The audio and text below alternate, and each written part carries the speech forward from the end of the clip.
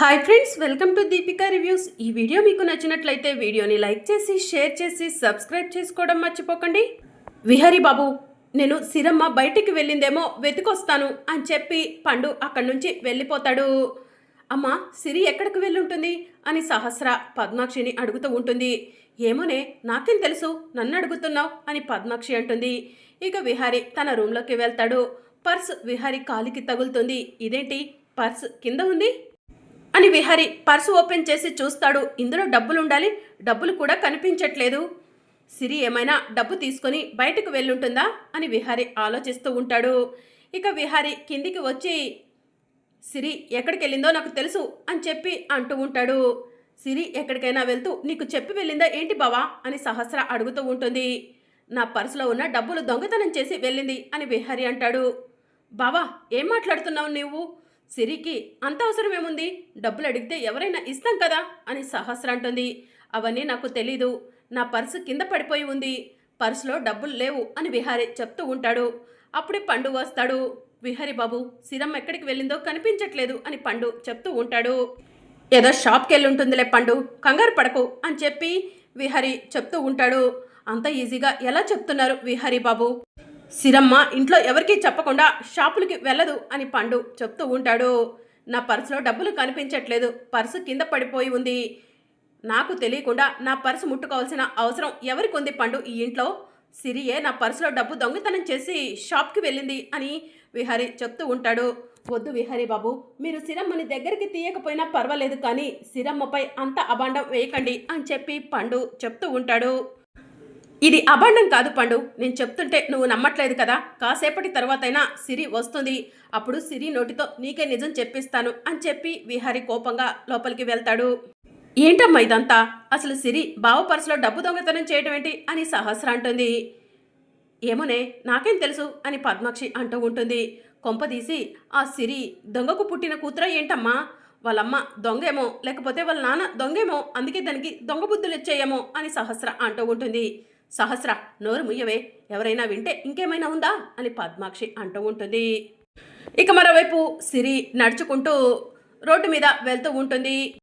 ఈరోజు పండు పుట్టినరోజు, పండుకి మంచి డ్రెస్ కొనుక్కొని వెళ్తున్నాను, పండు డ్రెస్ చూస్తే చాలా సంతోషపడతాడు అని చెప్పి సిరి మనసులో అనుకుంటూ అలా రోడ్డు మీద నడుచుకుంటూ వెళ్తూ ఉంటుంది.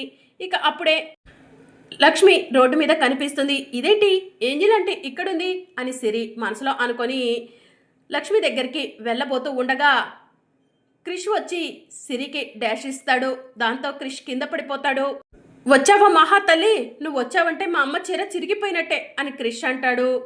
హరికృష్ణ, నేను వస్తే ఏంజిల్ అంటే చీర ఎందుకు చిరిగిపోతుంది అని సిరి అడుగుతూ ఉంటుంది. నువ్వు కింద పడిపోతావు, నీకు వస్తున్న రక్తం చూసి మా అమ్మ తన చీరను చింపి మరీ కట్టుకడుతుంది కదా అని చెప్పి క్రిష్ అంటాడు.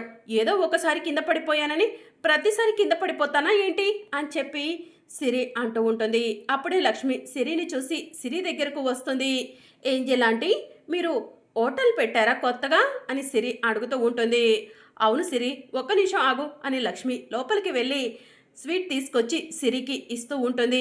సిరి స్వీట్ తీసుకొని ఏంజెల్ ఆంటీ స్వీట్ చాలా బాగుంది అని చెప్పి చెప్తూ ఉంటుంది. థ్యాంక్స్ అమ్మా అని చెప్పి లక్ష్మి అంటుంది. ఏంజెల్ ఆంటీ, ఈ స్వీట్ బాక్స్ నాకు ఇస్తారా? మీరు చేసిన స్వీట్స్ నేను ఇంట్లో అందరికీ టేస్ట్ చూపిస్తాను అని చెప్పి సిరి అంటుంది. సరే అమ్మా, తీసుకెళ్ళు అని చెప్పి లక్ష్మి స్వీట్ బాక్స్ని సిరి బ్యాగ్లో పెట్టేస్తుంది. సరే ఏంజెల్ ఆంటీ, చాలా ఆలస్యమైంది, ఇంట్లో అందరూ కంగారు పడతారు, బాయ్ అని చెప్పి సిరి అక్కడి నుంచి వెళ్తూ ఉంటుంది. అప్పుడే ఒక కారు వచ్చి సిరిని గుద్దపోతూ ఉండగా లక్ష్మి వెళ్ళి సిరి అని చెప్పి సిరిని గట్టిగా తన గుండెలకు హత్తుకుంటుంది. నీకేం కాలేదు కదా సిరి అని లక్ష్మి అడుగుతూ ఉంటుంది. ఏంజెల్ ఆంటీ, నాకేం కాలేదు అని సిరి చెప్తూ ఉంటుంది. మీ ఇల్లు ఎంత దూరం అమ్మా ఇక్కడ నుంచి అని చెప్పి లక్ష్మి అడుగుతూ ఉంటుంది. దగ్గర ఏంజెల్ ఆంటీ అని సిరి చెప్తూ ఉంటే సరే పద, నేను నిన్ను దిగబెడతాను అని లక్ష్మి సిరి చెయ్యి పట్టుకొని వెళ్తూ ఉంటుంది. అమ్మ, నేను కూడా వస్తాను అని క్రిష్ అంటాడు. బామ్మకు తోడుగా ఉండు క్రిష్ అని చెప్పి లక్ష్మి అంటుంది. సరేమ్మా అని క్రిష్ అంటాడు. లక్ష్మి సిరి ఇద్దరూ కలిసి ముచ్చట్లు చెప్పుకుంటూ అలా రోడ్డు మీద నడుచుకుంటూ వెళ్తూ ఉంటారు. ఏంజెల్ ఆంటీ, ఇదే మా ఇల్లు, లోపలికి రండి అని సిరి లక్ష్మి చెయ్యి పట్టుకొని లోపలికి తీసుకెళ్తూ ఉంటుంది. ఇక మరోవైపు పద్మాక్షి, సహస్ర, విహారి అందరూ కూడా హాల్లోనే కూర్చొని ఉంటారు. ఇక అప్పుడే లక్ష్మి ఫోన్ రింగ్ అవుతుంది. లక్ష్మి ఫోన్ లిఫ్ట్ చేసి హలో ఎవరు అని అడుగుతూ ఉంటుంది. మాట్లాడేది సిరియేనా అని అడుగుతూ ఉంటారు. అవును, సిరినే మాట్లాడుతున్నాను, మీరెవరు అని చెప్పి లక్ష్మి అడుగుతూ ఉంటుంది. మీతో ఒక ముఖ్యమైన విషయం మాట్లాడాలి అని చెప్పి అంటూ ఉంటారు. ముఖ్యమైన విషయమా? ఒక్క నిమిషం లైన్లో ఉండండి అని లక్ష్మి. అమ్మ సిరి, నువ్వు వెళ్ళు, ఈసారి ఎప్పుడైనా మీ ఇంట్లోకి వస్తాను, నాకు ఒక ముఖ్యమైన ఫోన్ కాల్ వచ్చింది అని చెప్పి చెప్తూ ఉంటుంది. సరే ఏంజెల్ ఆంటీ, బాయ్ అని సిరి చెప్తూ ఉంటుంది. బాయ్ సిరి అని లక్ష్మి సిరిని లోపలికి పంపించి ఫోన్ మాట్లాడుకుంటూ బయటికి వస్తుంది. హలో ఎవరండి, నాతో ఏదో ముఖ్యమైన విషయం మాట్లాడాలన్నారు అని లక్ష్మి అడుగుతూ ఉంటుంది. మీ పేరు సిరియే కదా, మీరు బామ్మగారి మనవరాలే కదా అని అడుగుతూ ఉంటారు. నా పేరు సిరినే, నేను బామ్మగారి మనవరాలనే, మీరెవరు ఇంతకీ అని లక్ష్మి అడుగుతూ ఉంటుంది. సిరి, నీకు డెలివరీ చేసిన డాక్టర్ని మాట్లాడుతున్నాను నేను అని డాక్టర్ చెప్తూ ఉంటుంది. డెలివరీ చేసిన డాక్టర్ హైదరాబాద్ నుంచి నాకు ఫోన్ చేశారేంటి అని లక్ష్మి మనసులో అనుకొని, డాక్టర్ మీరేంటి ఇలా ఫోన్ చేశారు అని లక్ష్మి అడుగుతూ ఉంటుంది.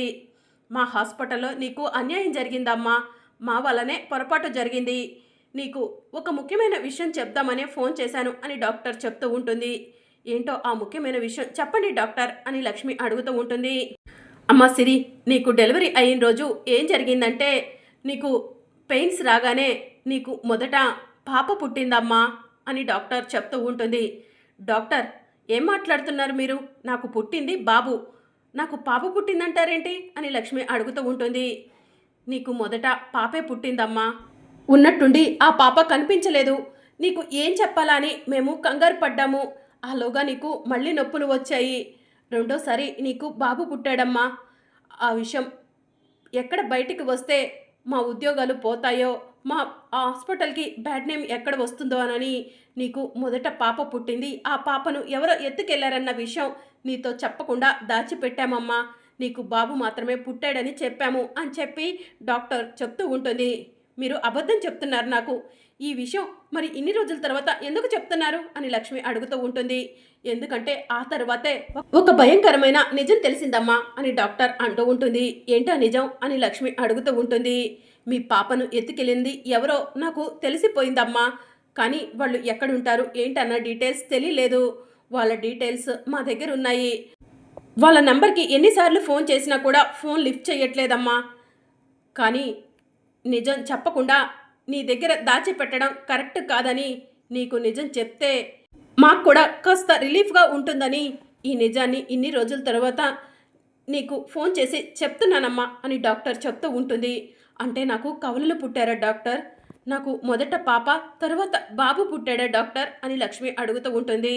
అవునమ్మా సిరి, నా వల్లే పొరపాటు జరిగింది, నన్ను క్షమించు అని డాక్టర్ అంటూ ఉంటుంది.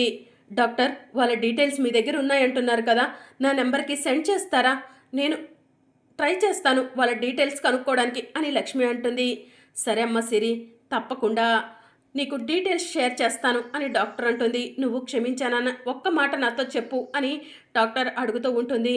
నా తలరాత అలా ఉంటే మీరు మాత్రం ఏం చేస్తారులేండి డాక్టర్, నా తలరాతలో బాబు మాత్రమే నా దగ్గర ఉండాలని, పాప వేరొకరి దగ్గర పెరగాలని రాసి పెట్టుందేమో, అందుకే నా నుంచి నా బిడ్డను ఆ దేవుడు దూరం చేశాడేమో అని లక్ష్మి అంటుంది.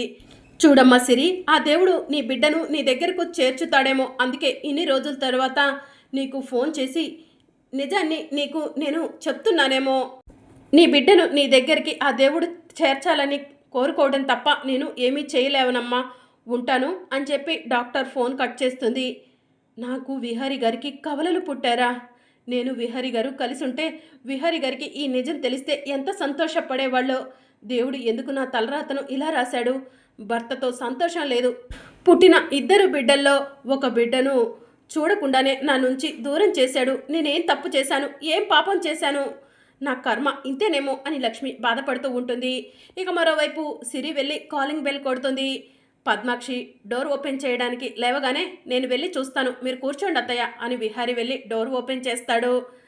ఎదురుగా సిరి ఉంటుంది. సిరిని చూసిన విహారి ఎక్కడికి వెళ్ళావు చెప్పకుండా అని చెప్పి సిరిపై కోప్పడతాడు. ఇక సిరి ఏం మాట్లాడకుండా భయపడుతూ ఉంటుంది. నిన్నే అడుగుతుంది. ఎవరికీ చెప్పకుండా ఎక్కడికి వెళ్ళావు అడుగుతుంటే సమాధానం చెప్పవేంటి అని విహారీ సిరిని కొట్టడానికి చెయ్యెత్తుతాడు. మరి అప్కమింగ్ ఎపిసోడ్లో ఏం జరగనుందో తెలుసుకోవాలనుకుంటున్నారా? అయితే ఛానల్ను సబ్స్క్రైబ్ చేసుకుని సపోర్ట్ చేయడం మర్చిపోకండి. Thank you for watching.